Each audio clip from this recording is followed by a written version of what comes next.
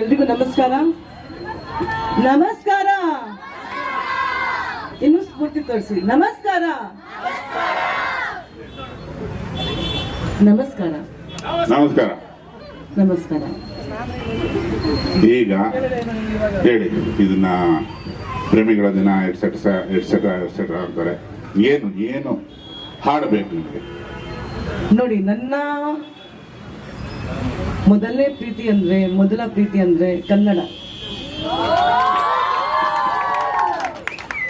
ನಾನು ಅಂದ್ರೆ ಒಂದು ರಿಕ್ವೆಸ್ಟ್ ನಿಮ್ಗೆ, ನನ್ನ ಮೊದಲನೇ ಪ್ರೀತಿ ಬಗ್ಗೆ, ಕನ್ನಡದ ಬಗ್ಗೆ ನೀವು ಒಂದು 4 ಸಾಲು ಬರೀರಿ ಅಂತ ನನಗೆ ತುಂಬಾ, ನನ್ನ ವ್ಯಾಲೆಂಟೈನ್ಸ್ ಡೇ ತುಂಬಾ ಅರ್ಥಪೂರ್ಣ ಆಗತ್ತೆ ಅಂತ ನಾನು ಅನ್ಕೊಂಡಿದ್ದೀನಿ.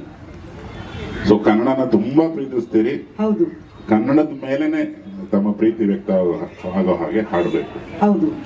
ಇದನ್ನ ತುಂಬಾ ಹಿಂದೆಯಿಂದ ನೀವು ಪಾಲಿಸ್ಕೊಂಡ್ ಬಂದಿದ್ರೆ. ಮೊನ್ನೆ ಸಿಕ್ಕದಾಗ್ಲೂ ಕೂಡ ಪೂಜಾ ಗಾಂಧಿ ಅವರು ಈ ಮಂತ್ರ ಮಾಂಗಲ್ಯ ಓದೋದು, ಆಮೇಲೆ ಪೂರ್ಣಚಂದ್ರ ತೇಜಸ್ವಿ ಅವರು ಕುವೆಂಪು ಅವರ ಅಧ್ಯಯನ, ಆಮೇಲೆ ನಾನು ಸುಮ್ಮನೆ ಸುಳ್ಳು ಹೇಳ್ತಾ ಇದ್ದೆ ಹುಡುಗಿ ಅಂದ್ಬಿಟ್ಟು ನ್ಯೂಸ್ ಪೇಪರ್ ಇಲ್ಲೇನೋ ಬರ್ತಿದ್ದೆ, ಓದಿ ಅಂದ್ರೆ ಫುಲ್ ಓದ್ಬಿಟ್ರು. ನಾನು ಗಗನ ಕೇಳಿದ್ವಿ. ಸೊ ಇಷ್ಟು ಎನರ್ಜೆಟಿಕ್ ಆಗಿ ದಿನ ಕನ್ನಡ ಕ್ಲಾಸ್ ತಗೊಂಡು ಕನ್ನಡನ ಕಲ್ತು ಅದನ್ನ ಉಸಿರಾಗಿ ಮಾಡ್ಕೊಂಡಿರೋ ಕನ್ನಡದ ಹುಡುಗಿ ಪೂಜಾ ಗಾಂಧಿ ಅವರಿಗೊಂದು ಸಲ್ಯೂಟ್.